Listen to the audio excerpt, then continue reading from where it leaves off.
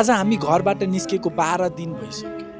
यो 12 दिनमा हामीले कतिवटा गाउँ, कतिवटा खोला, हिमाल, पहाड क्रस गर्यौं।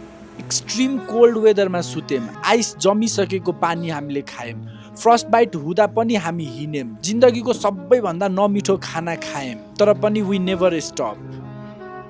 We laugh, we cry, we dance, we enjoyed together. We climbed Kala Patthar, the highest place in the Nepal you can reach without climbing permit. Today is the day we all are waiting for, our ultimate destination, Everest Base Camp.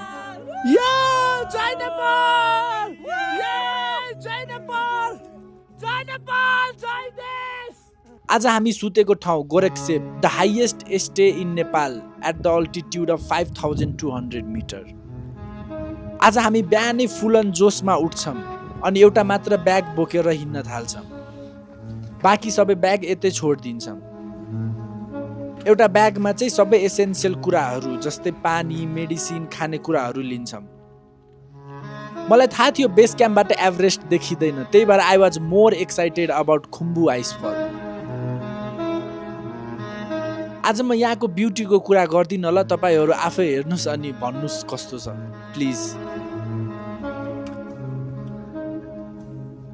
गोरखसेपबाट base camp धेरै छैन।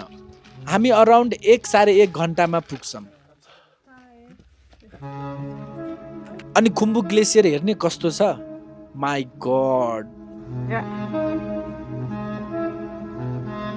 आज म तपाईहरुलाई धेरै centi बनाउँदिन, तर यति मात्र भन्छु कि पैसा जति कमाए नि पुग्दैन।